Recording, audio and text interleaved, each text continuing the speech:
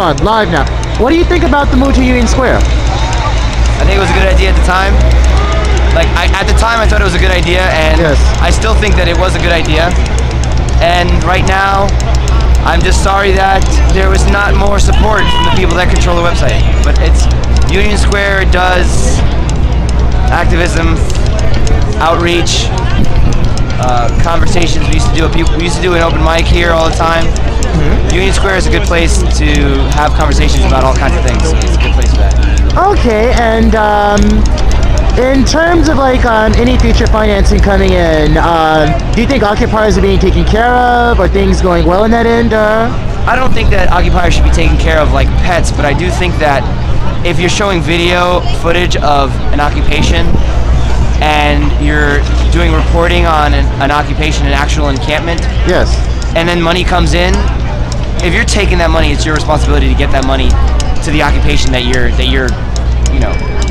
letting everybody know about. Like, okay, so that occupation should be funded towards any money that's being raised. Those people, because they're occupying, obviously deserve the money because they're doing all the work occupying, right? Not so much deserve the money, but it's like, not to use the corporate language, but if money was communication, then the people that are donating are trying to communicate their support, and we're not getting those communications.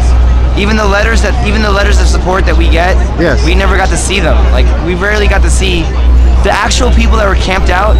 Never got to see letters from anyone in America, and I got to see them because I went into a room somewhere and I looked around, and under a pile of like tarps and slogan flyers, I saw some letters, but no one ever handed those out or made copies of those.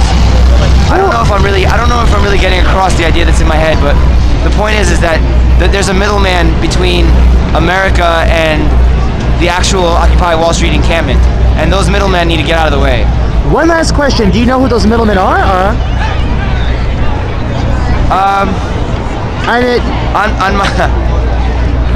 On my website, there's a video of the first General Assembly at Zuccotti Park. Yes. So, I know the people who think that they created the General Assembly, and I know the people who think that they're the ones that created Occupy Wall Street. And that info is on your website. Well, there's a video of somebody doing. On the video is like the first General Assembly, and I asked the two facilitators, I was like, who are you? Who are you affiliated with? And why are you standing up there? Yes. And they laughed like they had some sort of like innate authority. And I was like, why didn't you ask for volunteers to facilitate? I can facilitate a meeting. Other people can facilitate a meeting. Let's just say that the people that are good at socializing, those guys, the socializing people. The socializing people kind of took over from everybody else. Yeah. Occupy Wall Street is not anti-capitalist. It's just the anti-capitalists that are so good at socializing together and controlling the message.